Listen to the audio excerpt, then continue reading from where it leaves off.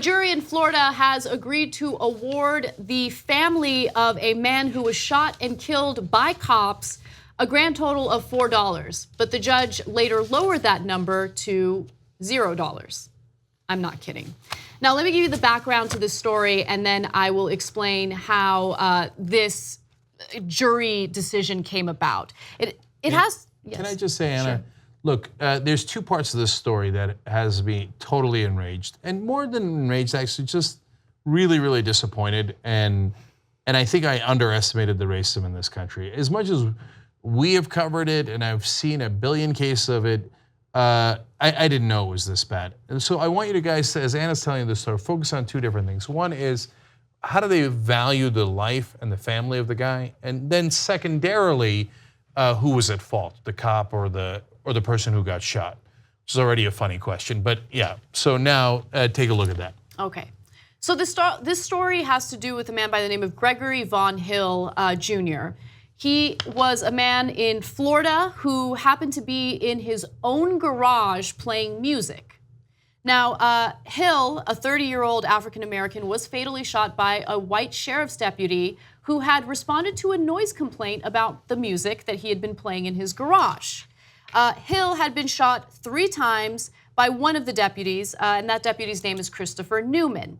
Now, how did this story even come about? How did it develop into this tragedy?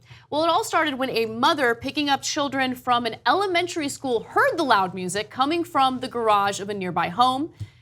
She called in a noise complaint. Wow, I didn't know it was that serious. And 2 St. Lucie County Sheriff's deputies, Deputy Newman and Edward Lopez, responded. Okay, so let's stop there for a second. Just a quick commentary about the mother. You're gonna go pick up kids from a school and leave.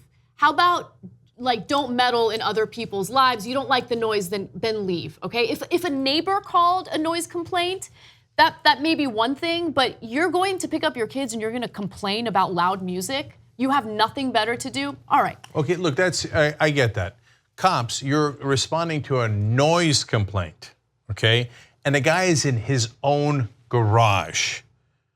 And so, but you're gonna escalate. So you're gonna see how bad the escalation is. Obviously, he was, he was killed. But just think about that context. They didn't get called in on a robbery or attempted murder or a rape or domestic violence. They got called in on a noise complaint. And imagine if the guy was white for a second, okay? And let's do the rest of the story. So the cops show up. The garage door is closed. So they start banging on the garage door. At first, there's no response. They keep banging on it. And finally, Hill opens the garage door, okay? Now, at that point, apparently, there are only 3 witnesses there. The 2 cops and the person who was shot and killed. But everything happened within 2 minutes, and that's according to the reporting from the New York Times. So some exchange happens, and then the garage door was eventually closed. And Deputy Newman fired 4 times through it, striking Hill once in the head and twice in the abdomen. The entire episode took less than 2 minutes. So how would you know that the garage door was closed? Because there are bullet shots through the garage door. Now let me ask you something. If an individual poses an imminent threat, would they pose a threat with a door closed? I mean, the guy obviously wanted the cops to go away. He closes the garage door. They decide, or one of the cops decides, I'm gonna open fire. He shoots, and this man gets shot 3 times. Now, the cops had alleged that he did pose a threat because he was holding a gun. Okay. The only gun recovered was found in Mr. Hill's back pocket and was not loaded. Lawyers have argued about whether it was possible for Hill to have moved the gun to his pocket after the garage door closed. Okay, so get a load of this load of crap, and then we're gonna talk about what the jury decided. They said, and remember, the guy shot 3 times, including in the head. After he's shot in the head, he took the gun that wasn't, if it wasn't loaded, okay, you could say, hey, the cops don't know it's not loaded. Okay, I hear you on that, but why would he point it if he knows it's not loaded? But he somehow decided that he was gonna point a loaded gun through the garage door that the cops couldn't see. And after he got shot in the head, he's like, wait, I'm about to die, but let me make sure that I cover my tracks in the 1 second of life I have left and put it back in my back pocket. Who could be monstrously stupid enough to believe that? who like, oh, well, the cops, they're gods. Black guy in his own garage. His music was a little too loud and you executed him. Bravo, cops, bravo. That's what the jury decided. And so, yeah, no, I think that as he got shot in the head, he put the gun back into his back pocket. Now, why don't you just say, I hate black people. I think their life is worthless. And I'm glad the cop executed him for playing his music too loud. Why don't you just say it? Just own up to it. That's not one person. That was a whole jury. A whole jury of people who don't value black people's lives at all. I'm sorry. As much as we have covered it, I had no idea how racist this country is. That a whole jury can get together. And by the way, we haven't even gotten to insult to injury yet. Yeah, the worst part of the story. I mean, the worst part is the loss of life, obviously.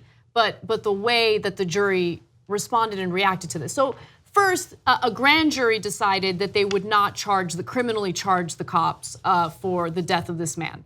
So the family wanted to file a wrongful death suit. And then you have a jury involved in that case, right? Now let me give you the details of what happened with that jury decision. Let's go to graphic 47. The jury found that Mr. Hill was responsible for 99% of the negligence in the case. Well, did he play loud music in his own home or did he not? I mean, he had it coming. Look, I know what white people think of black people. You must obey us, and if you don't bow your head as soon as a cop shows up, we are allowed to execute you. So it's 99% your fault for getting executed. Okay, now I asked you to imagine that a person was white. Like in the old days when I saw things like that, I'm like, why? What difference would it make? Because I just didn't understand how much people care about race, right? But now switch it, and if a white right-winger was doing something in his own home, and the cops didn't ask if he had a license, and he was a proud Second Amendment believing gun owner, and the cops said, oh, you got a gun in your house, I'm not gonna ask if you have a license or not, I'm gonna shoot you in the head, right?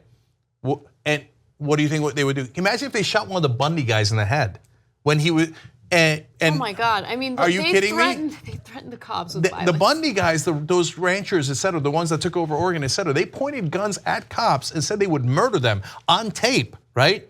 And then the right wing lost it when they were arrested after 30 days of leaving them alone. But when a black guy gets shot in his own house, they're like, yeah, whatever, who cares? He's 99% at fault. No, I'm white, I have a right to own guns and point it at cops. What do you mean? I have Second Amendment rights. Black people don't have Second Amendment rights. Black people have a right to get executed for playing music in their own home.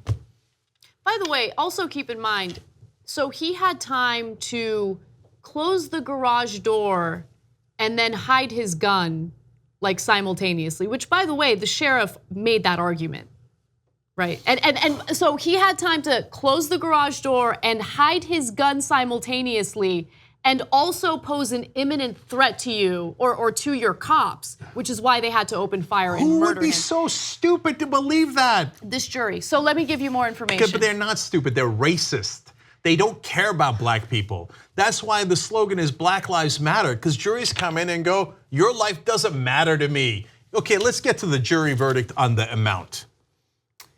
So the jury found him to be 99% responsible for this, right? The jury awarded $4 in damages, $1 for funeral expenses, and $1 for each one of his children. He has 3 kids, and they asked the jury for the emotional trauma of not having a father anymore who was wrongfully killed.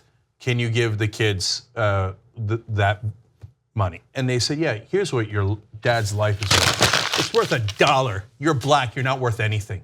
It's worth $1. That's what your life is worth. So let me, because if they said, hey, no, you know what, it's 100% his fault, and we're not giving him anything, I mean, it's terrible for the kids and his life, and we value that, but we just happen to think that it was his fault. I would disagree, and I'd be mad about it. That's one thing. It's another thing to rub it in their face and go, your kids, it's worth $1. That's what we think of black people. It's worth $1. So just when you think it couldn't get worse, it does get worse. Because jurors found that the sheriff's office was only 1% at fault in the death, that award was reduced to 4 cents. Furthermore, because jurors found that Mr. Hill was intoxicated, by the way, he's intoxicated in his own home. I don't care if he's intoxicated. They said he was so intoxicated he couldn't drive. Well, hey, mission accomplished. He wasn't driving. He was in his own garage listening to music. Because jurors found that Mr. Hill was intoxicated and mostly to blame for the shooting, a lawyer for his family said Tuesday that a judge would reduce the 4-cent award to nothing. Okay, so just we're clear, okay? So right wing, whoever else agrees with this, if you are not racist and this is not based on race, okay, let's accept that for a second, only for a second because it's not true. Well, you just set a precedent that cops can come in to anybody's house, including a gun owner, any gun owner, and say your music's a little too loud and you're drinking inside your own home. I get to shoot you in the head, and your life's worth a penny.